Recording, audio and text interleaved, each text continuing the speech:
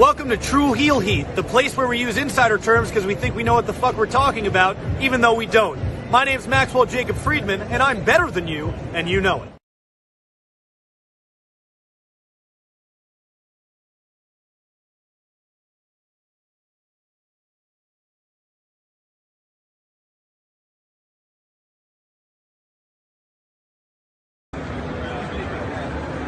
Alright, ready when you are.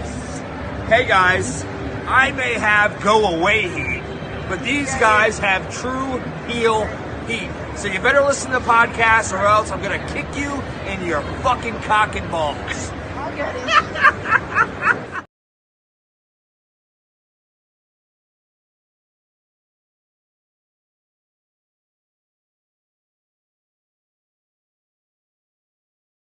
Hey everybody, it's Tony Schiavone of All Elite Wrestling, and this is True Heel Heat. And I said it right, you motherfuckers. Hello. It is me, your True Heel Phenom, SP3. We are live on the True Heel Heat Sports and Entertainment YouTube channel for another BMF Season 4 review. This time, we're talking all about BMF Season 4, Episode 7, Enemy Within. Let's get to it. It's been well over a week since we've been here on True Heel Heat Sports and Entertainment to talk some BMF. So this is a solo dolo review. Gonna make this a quicker one than usual, pre-recorded as well, but appreciate y'all if you're watching us on the premiere. Appreciate y'all if you're watching us on demand. Remember to show your appreciation back the simplest way possible. Drop the thumbs up on this video, share this video with all your BMF fans, family, and friends. Hit the subscribe button if you are new to True Heel Heat Sports and Entertainment, because we're going to be reviewing every episode of Season 4 of BMF with you. We'll probably do episodes 8 and 9 together, probably later this week. Probably do a live either on Saturday or Sunday. I haven't decided just yet. Me and Chrissy Love will get together and do that for sure. But we had to go back to episode 7, review that first before we get into episodes 8 and 9, the penultimate episodes of BMF, because episode 7 was a very important one because we've seen the conclusion of our St. Louis drama. So, Meech is a very important character in this episode here. He's got a list of things that he has to resolve, but at the highest part of that list is J-Pusha over in St. Louis, and it's his basically his scheme of trying to usurp Meech and take his connect has finally come to two. The last episode that we reviewed and talked about, he killed Meech Booty Bay after Meech had basically got a ceasefire on the war. He came up and he kills him. He kills his boy that was working with Terry and basically scheming behind his back, and then pissed on him as well. So we had to get rid of J-Pusha at this point. His backstabbing ways and easy inclination towards violence have ensured that BMF can't effectively continue its business in St. Louis. However, without the city on their roster, profit will inevitably remain out of reach for the gang. Therefore, Meech has to keep his focus on his friend-turned-enemy, and in turn, J-Pusha also grows frustrated with the Detroit-based gangster, and he basically puts out a hit on Meech, saying that he wants his people to go search for Meech and find him and bring him to him dead or alive. In his efforts to even the playing ground, though, he ends up doling out death to innocent family members of his adversaries at the Seal Moors, which includes Kia's sister, which is one of his key victims, which makes Kia, who's always been a loyal soldier for J-Pusha and really has been like a voice of reason between the issues between J-Pusha and Meech, she is now one of his enemies. This ignites fire of revenge in the young woman. Kia has a long-standing relationship with J-Pusha since he was the one who looked out for her after her father's death. Furthermore, though, she's dating Carter, the former's right-hand man, who's also his brother. Therefore, it's easy enough for her to infiltrate his lair and train a gun on J-Pusha. Still, given their history, it's hard for her to pull the trigger, even in the wake of her sister's death. Even though Meech arrives in the nick of time to rescue her, he pulls a gun out J-Pusha. At this point, J-Pusha has the up on Kenya. Things remain very tense. Ultimately, when J-Pusha gains the upper hand on Kia, it's Carter who ends up doing the unthinkable and killing his brother and his boss all in one fell swoop, shot right to the head. I was like, I thought Carter was only good with a baseball in his hands. He's good with a gun as well, it seems. Thus, with the St. Louis gangster finally out of the picture, BMF can set up shot with the Lucille Moores, with Kia as basically the liaison between the two sides. She's going to be running the St. Louis business, so the business is able to continue in St. Louis. So we're all in good stead there in that storyline. We kind of finally found a resolution to everything. So the Sealmores are with the BMF. They're working things out. Kia's running things instead of J-Pusha, who we knew they couldn't trust, but Meech, it took him way too long to figure that out. Meanwhile, you got the Purdy storyline where she's still recovering from getting shot, where Meech's business gets better on the more shady front. His recently launched record label, Stomping Grounds, continues to suffer. Purdy, the R&B singer turned rapper, was recently involved in the shootout that put her in the hospital for a few weeks. The incident was instigated by her previous label, which is owned by Trell, who's an issue and a problem for sure, which was angry about losing her to the Flannery brothers. In the end, even though the musician survived the attack, it leaves her more than a little shaken up. And she's unable to kind of continue her music career on the path and the trajectory that the Flannerys have basically put her on. Inevitably, the near-death experience further aggravates her secret cocaine addiction as well, which shouldn't be a secret. She has very much signs of being a cokehead. I don't know why it took the Flannerys that long to figure this shit out. Her continued use of the substance on top of her pain medication takes a heavy toll on her body.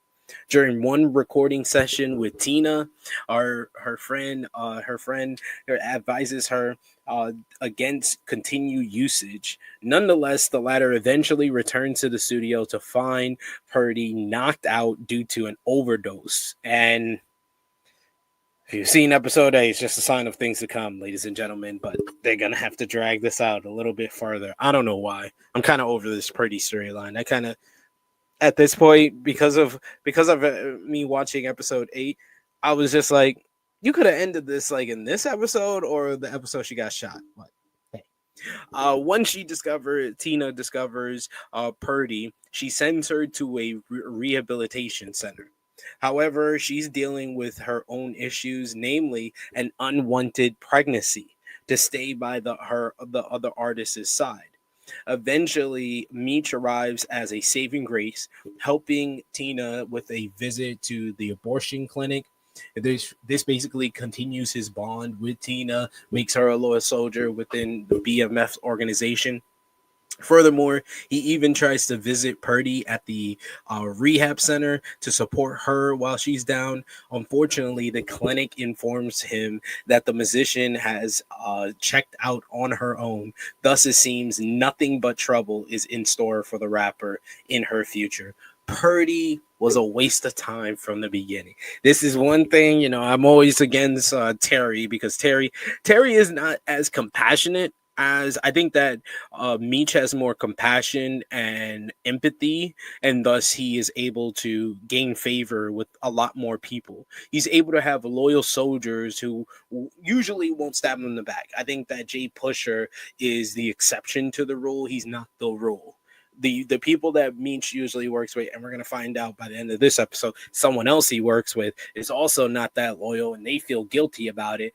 But, you got people like homeboy J-Pusha. You got people like the person I'm talking about at the end of this episode, and there's people like B. Mickey. But we've seen a lot more people be loyal to Meech because he has so much empathy and he cares about the people that work for him and he works with. Then you got Terry and Markeisha. While Meech puts out new fires as they arrive, he fails to keep his brother in the loop. Their unpleasant business trip to Mexico has really caused a real, a real rift in between the two brothers that seems insurmountable. Coincidentally, Terry remains worried about their finances, unable to see a clear way forward. For the same reason, he resorts to a risky solution. He's still gambling. This gambling problem it's been prevalent for a couple of seasons now at this point. It seems like it's only getting worse.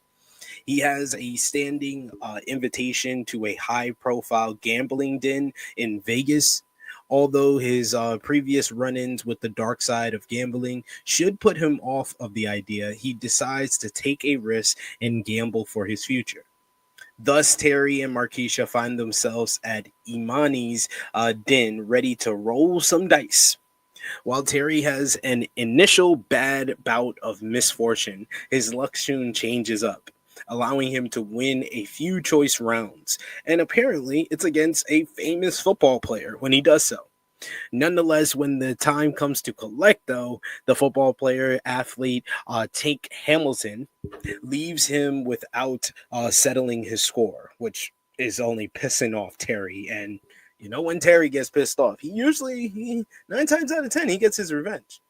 However, Markeisha's resourceful ways ensures that the duo doesn't incur any losses. Markeisha had been getting close to Tank's wife and basically was flirting with her a bit because she seems like she's a freak, and they was about to attend a Diddy freak off at Tank's mansion.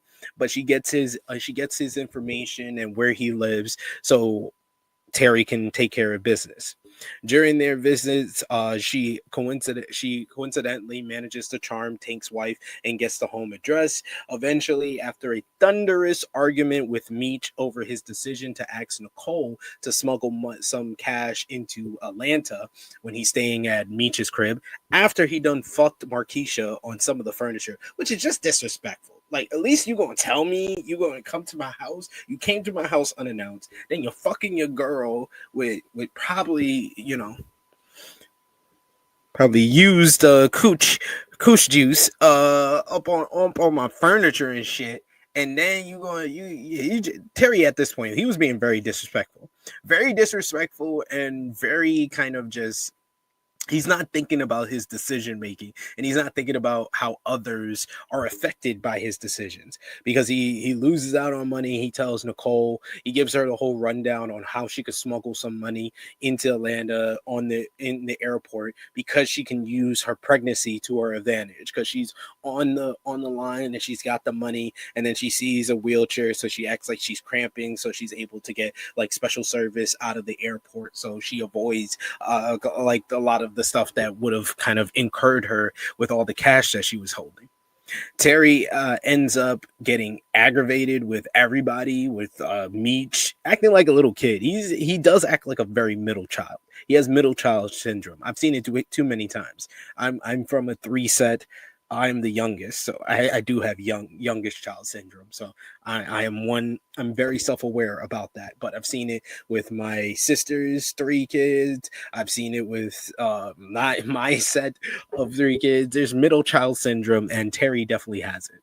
Nichole's the baby, so she's gonna get the young child syndrome, and Meech got the oldest child syndrome, oldest child that doesn't always go about his ways that the parents would like him to do. But Terry's got middle child syndrome, where he just feels always neglected and passed over, because he's mad at Nichole because she's naming her child Demetrius. This comes after they do like a whole baby shower for her, and T gives her like $3,000 in cash, which would come into play in this episode and be something that we would follow up in the next couple of episodes there. But yeah, he's mad at her for naming her child Demetrius, and he's mad at Meech for basically the hostile relationship that they have right now. So after he gets the money from Nichole, he barges out with Markeisha, who basically is like, this is not how family treats each other, because Markeisha also tried to show up at the baby shower, but why are you here? You're not family, girl. You're not family. You want to be down, but you ain't really down. As a result, though, Markeisha convinces Terry to take back what's his and attack the athlete in his own home. We did get a scene of them in the hotel bathroom taking a bath, and we got a nice sight of Markeisha, aka Lala. While this plan proves to be beneficial financially for Terry and the gang, one can't help but wonder how this will aggravate the younger Fennery's brother's relationship with Meech. But we'll continue on that. Tying up the bow with the baby shower, you got Breeze was there. Breeze's mother is there, and it seems like Breeze's mother is not too sure about what they want to do, and she wants him to continue going to school, and Nichole wants to go to school until she's given some advice, and she decides to defer her scholarship for 1 year, which pleases Lucille. Speaking of Lucille, she decides to freaking steal Nichole's money. The money that Meech gave her, that Terry gives her $3,000 in cash in an envelope. And as she's cleaning up after the baby shower, she finds it on the table and she takes it for herself. Because that's when we figure out that Nichole never even saw the money. When Terry brings it up, when he's barging out of Meech's crib and angry at both Meech and Nichole, he's like, you always favor him, but I'm the one that gave you $3,000, gave you all that cash for your baby shower. She's like, what money? What money are you talking about? And yeah, Lucille don't take that from you, homegirl. We get a nice little moment with Meech and Nichole at the end of the episode when she's telling him, like, you know, why she wants to name her child Demetrius. She says that she's always liked the name, and she also feels like Demetrius has always been her hero, and she loves him so much. But Demetrius says that, you know, one day he does want to have a child that he gives his name to, so maybe she can think about giving her baby a different name, and you never know if it's a girl. And Nichole says a haunting statement like, you know, I don't want it to be a girl, I want it to be a boy, because I don't want to have the same relationship with my daughter that me and mama have. Girl, when you wish for things like that, it's usually not going to work in your favor. You're usually going to have what you don't want to have. Sad to say. Meanwhile, you got Detective Bryant. He gets a lead on Meech. As the Flannery brothers enjoy their own victories in this episode, their adversary, Detective Bryant, comes close to winning a round of his own. Thanks to an elusive informant, he has managed to stake out outside the house of a possible person of interest. After observing unusual behavior from his target, he gathers enough trust in the tip to request a warrant for from his superiors, and specifically from his Red Doll connection. Even though interdepartmental drama makes this a long shot, he manages to get his hands on the much needed warrant. Coincidentally, he's able to arrest the young man and searches his grandmother's house, where he's able to find 2 packages of cocaine.